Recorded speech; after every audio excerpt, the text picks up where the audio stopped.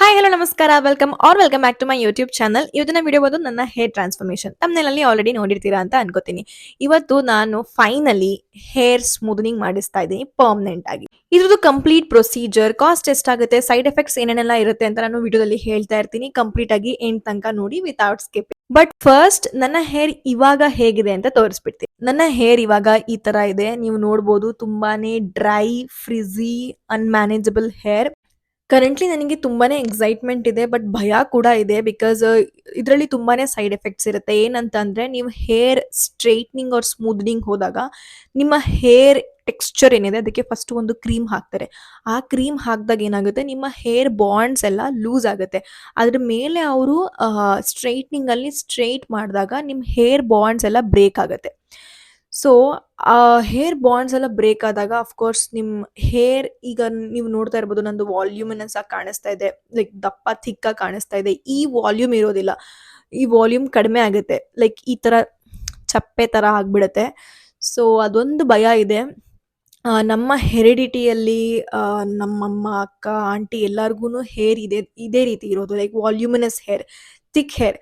ನಾನು ಅದನ್ನೇ, ಆ ಕ್ಯಾರೆಕ್ಟರಿಸ್ಟಿಕ್ಸ್‌ನೇ ನಾನಿವಾಗ ಕಳ್ಕೊತೀನಿ ಹೇರ್ ಸ್ಮೂದನಿಂಗಿಂದ. ಅದು ನಂದು ಹೇರ್ ಇಷ್ಟು ವಾಲ್ಯೂಮ್ ಇರೋದಿಲ್ಲ. ಮೇಜರ್ ಸೈಡ್ ಎಫೆಕ್ಟ್ ಅದೇನೆ. ನೀವು ವಾಲ್ಯೂಮ್ ಹೋಗುತ್ತೆ ಆ್ಯಂಡ್ ಹೇರ್ ಫಾಲ್ ಅಂತೂ ಇದ್ದೇ ಇರುತ್ತೆ. ಆಗಲೇ ಹೇಳಿದ್ನಲ್ಲ, ಬಾಂಡ್ಸ್ ಎಲ್ಲ ಬ್ರೇಕ್ ಆಗುತ್ತೆ. ಆವಾಗ ನಿಮ್ಮ ಹೇರ್ ಅಷ್ಟು ಸ್ಟ್ರಾಂಗ್ ಇರೋದಿಲ್ಲ. ಸೊ ಈಸಿಯಾಗಿ ಹೇರ್ ಬ್ರೇಕೇಜ್ ಎಲ್ಲ ಆಗುತ್ತೆ. ಆಮ್, ಯಾ ಸೈಡ್ ಎಫೆಕ್ಟ್ಸ್ ಇದೇ ರೀತಿ ಇದೆ. ಸೈಡ್ ಎಫೆಕ್ಟ್ಸ್ ಇದ್ರೂ ನಾನು ಏನಕ್ಕೆ ಮಾಡಿಸ್ತಾ ಇದ್ದೀನಿ ಅಂತ ನೀವು ಕ್ವೆಶನ್ ಕೇಳ್ಬೋದು. ಅದಕ್ಕೆ ನಾನು ಆನ್ಸರ್ ಆಲ್ರೆಡಿ ಹೇಳಿದ್ದೀನಿ. ಈ ಹೇರ್ನ ಮ್ಯಾನೇಜ್ ಮಾಡೋದು ಕಷ್ಟ ಆಗುತ್ತೆ. ಆಫೀಸಿಗೆಲ್ಲ ಹೋದಾಗ ನಾವು ಒಂದು ಪುಟ್ ಟುಗೆದರ್ ಆಗಿರ್ಬೇಕಾಗತ್ತೆ. ನಾನು MNCಲಿ ವರ್ಕ್ ಮಾಡೋದು. ನಿಮ್ಮ ಡ್ರೆಸ್, ನಿಮ್ಮ ಹೇರ್ ಎಲ್ಲ ಚೆನ್ನಾಗಿರ್ಬೇಕಲ್ಲಿ. ಈ ಥರ ಎಲ್ಲ ಹೇರ್ ನಾನು ಹಿಂಗೆ ಇಟ್ಕೊಂಡು ಹೋದ್ರೆ ನನಗೆ ಕಾನ್ಫಿಡೆನ್ಸ್ ಇರಲ್ಲ ಯಾರ ಜೊತೆನಾದ್ರೂ ಹೋಗಿ ಮಾತಾಡೋದಕ್ಕೆ. ನಮಗೆ ಇನ್ಸೆಕ್ಯೂರಿಟೀಸ್ ಫೀಲ್ ಇರುತ್ತೆ. ಅಂದ್ರೆ ಎಲ್ಲರೂ ಇದನ್ನೇ ಮಾಡಿಸ್ಬೇಕು MNCನಲ್ಲಿ ವರ್ಕ್ ಮಾಡೋರು ಅಂತ ನಾನು ಖಂಡಿತವಾಗ್ಲೂ ಹೇಳ್ತಾ. ಅವ್ರ ಹೇರ್ ಹೇಗಿದೆ, ಅದು ಚೆನ್ನಾಗಿದ್ರೆ ಇಟ್ ಇಸ್ ಫೈನ್. ನನ್ನ ಹೇರ್ ಏನಾಗುತ್ತೆ ಅಂದ್ರೆ, ಮಾರ್ನಿಂಗ್ ನಾನು ಹೇರ್ ಕುಮ್ ಮಾಡಿ ಹೋಗಿದ್ರು ಅದು ಆ ತರ ಇರೋದಿಲ್ಲ. ಸಂಜೆ ಅಷ್ಟರಲ್ಲಿ ಹುಚ್ಚಿ ತರ ಹಿಂಗೆಲ್ಲ ಬಂದ್ಬಿಟ್ಟಿರುತ್ತೆ. ಸೊ ಅದಕ್ಕೋಸ್ಕರ ನಾನು ನನ್ನ ಕಾನ್ಫಿಡೆನ್ಸ್ಗೋಸ್ಕರ ಮಾಡಿಸ್ತಾ ಇರೋದು. ನಾವು ಬನ್ನಿ ಹೋಗೋಣ. ಅಪಾಯಿಂಟ್ಮೆಂಟ್ ನನಗೆ 11 o'clock ಇದೆ. ಇವಾಗ ಆಲ್ರೆಡಿ 10:30 ಆಗಿದೆ. So ya, let's go.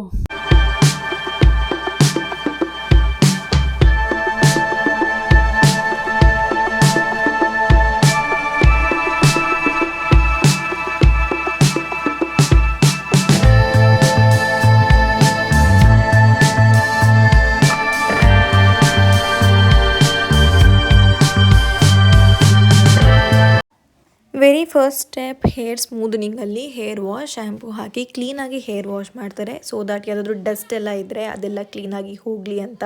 Hair wash ಎಲ್ಲ ಆದಮೇಲೆ ನಂದು ಹೇರ್ನ ಕಂಪ್ಲೀಟಾಗಿ ಹೇರ್ ಡ್ರೈ ಮಾಡಿದರು. ಸೊ ದಾಟ್ ಸ್ಟ್ರೈಟ್ನಿಂಗ್ ಪ್ರಾಡಕ್ಟ್ ಹಾಕಿದಾಗ ಕಂಪ್ಲೀಟಾಗಿ ಅದು ಅಬ್ಸರ್ವ್ ಆಗಲಿ ನಮ್ಮ ಈಚ್ ಹೇರ್ ಸ್ಟ್ಯಾಂಡ್ಸಲ್ಲಿ ಅಂತ ಹೇಳಿ. ನೆಕ್ಸ್ಟ್ ಸ್ಟೆಪ್ ಬಂದು ಹೇರ್ ಸ್ಮೂದನಿಂಗ್ ಕ್ರೀಮ್. ನನಗೆ ಇಲ್ಲಿ ಯೂಸ್ ಮಾಡ್ತಾ ಇರೋದು ಮ್ಯಾಟ್ರಿಕ್ಸ್ ಕ್ರೀಮ್. ನೀವು ನೋಡ್ಬೋದು sir, each section, smaller section ತೊಗೊಂಡು ಕ್ಲೀನಾಗಿ ಅಪ್ಲೈ ಮಾಡ್ಕೋತಾ ಇದ್ದಾರೆ. ಈ ಕ್ರೀಮೇ ಮೇಜರ್ ರೋಲ್ ಪ್ಲೇ ಮಾಡೋದು. ಈ ಕ್ರೀಮ್ ಎಲ್ಲ ನಿಮ್ಮ ಬಾಂಡ್ಸ್ನ ಬ್ರೇಕ್ ಮಾಡುತ್ತೆ, ಮತ್ತು ನಾವು ಯಾವ ರೀತಿ ಸ್ಟ್ರೈಟ್ನಿಂಗ್ ಮಾಡಿ ಸೆಟ್ ಮಾಡ್ತೀವಿ ಅದೇ ರೀತಿ ನಿಮ್ಮ ಹೇರ್ ಕುತ್ಕೊಳ್ಳುತ್ತೆ. ಸೊ ಈ procedure is crucial over here.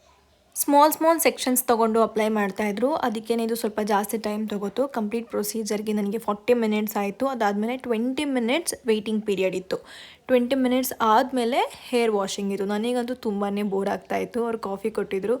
Coffee ಕುಡಿತಾ ಟೈಮ್ ಪಾಸ್ ಮಾಡಲಿಕ್ಕೆ ಟ್ರೈ ಮಾಡ್ತಾ ಇದ್ದೆ. ಯಾರಾದರೂ ಬಂದಿದ್ರೆ ಚೆನ್ನಾಗಿರ್ತಿತ್ತು ಅನಿಸುತ್ತೆ. ಒಬ್ಳಿಗೆ ನನಗೆ ತುಂಬಾ ಬೋರ್ ಆಗ್ತಾಯಿತ್ತು.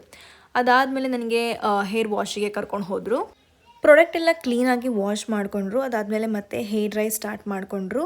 ಕಂಪ್ಲೀಟ್ 100% ಡ್ರೈ ಆದಮೇಲೆ ನನಗೆ ಹೇರ್ ಸ್ಟ್ರೈಟ್ನಿಂಗ್ ಸ್ಟಾರ್ಟ್ ಮಾಡಿದರು. ಇವಾಗೆಲ್ಲ ಬಾಂಡ್ಸ್ ಎಲ್ಲ ಬ್ರೇಕ್ ಆಗಿರುತ್ತೆ. ಅವ್ರು ಯಾವ ರೀತಿ ಸ್ಟ್ರೈಟ್ ಮಾಡಿ ಕೂರಿಸ್ತಾರೆ ನನ್ನ ಹೇರ್ನ, ಅದೇ ರೀತಿ ಕೂತ್ಕೊಳ್ಳುತ್ತೆ. ನೀವು ನೋಡ್ಬೋದು ಹೇರ್ ಅವ್ರು ಸ್ಟ್ರೈಟ್ ಮಾಡ್ತಾ ಇದ್ದಾಗ ಎಷ್ಟು ಸಾಫ್ಟಾಗಿ ಕಾಣಿಸ್ತಾ ಇದೆ ಅಂತ. ಇದೇ ಲಾಸ್ಟ್ ಸ್ಟೆಪ್ ಅಂತ ಅನ್ಕೋಬೇಡಿ, ಇದು ಇನ್ನೂ ಮಿಡಲ್ ಸೆಕ್ಷನಲ್ಲಿ ಇದ್ದೀವಿ. ಕಂಪ್ಲೀಟ್ ಹೇರ್ ಸ್ಟ್ರೈಟ್ನಿಂಗ್ ಆದಮೇಲೆ ಅವ್ರು ಒಂದು ಕ್ರೀಮ್ ಅಪ್ಲೈ ಮಾಡ್ತಾರೆ. ಇದಾದಮೇಲೆ ಮತ್ತೆ ಹೇರ್ ವಾಶನ್ನು ಮಾಡಿ ಮತ್ತೆ ಹೇರ್ ಡ್ರೈನ ಮಾಡಿದರು. Final result in 5, 4, 3, 2 and 1.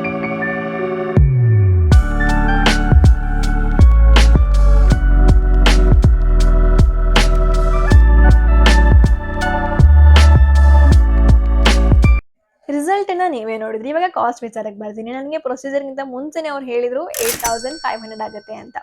But ನನಗೆ ಅವಾಗ ಅನಿಸ್ತು ತುಂಬಾ ಎಕ್ಸ್‌ಪೆನ್ಸ್ ಆಗ್ತಾ ಇದೆ. ಇವ್ರು ತುಂಬಾ ಜಾಸ್ತಿ ಹೇಳ್ತಾ ಇದ್ದಾರೆ ಅಂತ ಅನ್ನಿಸ್ತು. But trust me complete procedure ಆದ್ಮೇಲೆ they deserve that much amount ಅಂತ ನನಗೆ ಅನ್ನಿಸ್ತು. ಯಾಕೆ ಅಂತಂದ್ರೆ 4 ಅವರ್ಸ್ ಆಯ್ತು ಪ್ರೊಸೀಜರ್ ಮುಗಿಲಿಕ್ಕೆ. 4 ಜನ ವರ್ಕ್ ಮಾಡಿದ್ದಾರೆ. ಸೊ ನಿಂತ್ಕೊಂಡು ವರ್ಕ್ ಮಾಡಿದ್ದಾರೆ. ತುಂಬಾನೇ ಪೇಷನ್ಸಿಂದ ವರ್ಕ್ ಮಾಡಿದ್ರು. ನನಗೇನೆ 4 ಅವರ್ಸ್ ಕುತ್ಕೊಳ್ಳೋಕ್ಕೆ ಇದು ಯಾವಾಗ ಮುಗಿಯುತ್ತೋ ಅಂತ ಅನಿಸ್ತಾ ಇತ್ತು. ಅವರು ಅಷ್ಟು ಪೇಷನ್ಸಿಂದ, ಅವರಷ್ಟು ಪ್ರೊಫೆಷನಲಿಸಮಿಂದ ವರ್ಕ್ ಮಾಡಿದ್ದಾರೆ. So they deserve that much amount. So ರಿಸಲ್ಟಿಗೆ ಬಂತು ಅಂತ ಹೇಳಿದ್ರೆ ನನ್ನ ಹೇರ್ ನನ್ನ ಜೀವಮಾನದಲ್ಲೂ ಇಷ್ಟು ಸಾಫ್ಟಾಗಿ ಫೀಲ್ ಆಗಿರಲಿಲ್ಲ. ತುಂಬಾನೇ ಖುಷಿ ಆಗ್ತಾ ಇದೆ. ತುಂಬ ಸಾಫ್ಟ್ ಆಗಿದೆ. ನಾನು ಗಾಡಿನಲ್ಲಿ ಬರಬೇಕಾದ್ರೂ ಗಾಳಿಗೂ ಕೂಡ ಅದು ಅಲ್ಲಾಡ್ತಾ ಇರಲಿಲ್ಲ. ಅವ್ರು ಯಾವ ರೀತಿ ಸೆಟ್ ಮಾಡಿದ್ದಾರೆ ಅದೇ ರೀತಿ ಕೂತ್ಕೊಂಡಿತ್ತು. ನನಗೆ ತುಂಬಾನೇ ಖುಷಿ ಆಗ್ತಾ ಇದೆ. ಇವಾಗ ತುಂಬ ಮ್ಯಾನೇಜಬಲ್ ಅಂತ ಅನಿಸ್ತಾ ಇದೆ. But but is it suiting my face? Definitely no. ಒಂದು ಹೇರ್ ಸ್ಟೈಲ್ ಒಂದು ಫೇಸ್ ಲುಕ್ನ ಯಾವ ರೀತಿ ಚೇಂಜ್ ಮಾಡ್ಬೋದು ಅಂತ ನನಗೆ ಇವತ್ತೇ ಗೊತ್ತಾಗ್ತಾ ಇರೋದು. ನನ್ನ ಫೇಸ್ ಯಾಕೋ ನನಗೆ ಅಷ್ಟು ಚೆನ್ನಾಗಿ ಕಾಣಿಸ್ತಾ ಇಲ್ಲ. ಡೇ ಒನ್ನೇ ನನಗೆ ರಿಗ್ರೆಟ್ ಫೀಲ್ ಆಗ್ತಾ ಇದೆ. ಸೊ ನೋಡೋಣ ಮುಂದೆ. ಮೇ ಬಿ ಅದು ಸ್ವಲ್ಪ ದಿನ ಆಗ್ಬೇಕಂತ ಅನ್ಸುತ್ತೆ ಅಡ್ಜಸ್ಟ್ ಆಗ್ಲಿಕ್ಕೆ. ಸೊ ಇದಿಷ್ಟಾಗಿತ್ತು ನನ್ನ ಹೇರ್ ಟ್ರಾನ್ಸ್ಫಾರ್ಮೇಷನ್ ಜರ್ನಿ. ನಾನು ಕಂಪ್ಲೀಟ್ ಡೀಟೇಲ್ಸ್ ನಿಮಗೆ ಕೊಟ್ಟಿದ್ದೀನಿ. ನೀವು ಕೂಡ ಹೇರ್ ಸ್ಮೂದನಿಂಗ್ ಆರ್ ಸ್ಟ್ರೈಟ್ನಿಂಗ್ಗೆ ಹೋಗೋದಾದ್ರೆ ಈ ಇನ್ಫಾರ್ಮೇಷನ್ ನಿಮಗೆ ಹೆಲ್ಪ್ ಆಗುತ್ತೆ ಅಂತ ನಾನು ಭಾವಿಸ್ತೀನಿ. ಸೊ ನಿಮಗೆ ಈ ವಿಡಿಯೋ ಇಷ್ಟ ಆಗಿದ್ರೆ ಸಬ್ಸ್ಕ್ರೈಬ್ ಮಾಡಿ, ನಿಮ್ಮ ಫ್ರೆಂಡ್ಸ್ ಆ್ಯಂಡ್ ಫ್ಯಾಮಿಲಿಗೂ ಕೂಡ ನನ್ನ ಚಾನಲ್ನ ಶೇರ್ ಮಾಡಿ, ಲೈಕ್ ಮಾಡಿ, ಕಾಮೆಂಟ್ ಮಾಡಿ ಅಂತ ಹೇಳ್ತಾ ಇವತ್ತಿನ ವಿಡಿಯೋ ಮುಗಿಸ್ತಾ ಇದ್ದೀನಿ. Thanks for watching. Bye bye.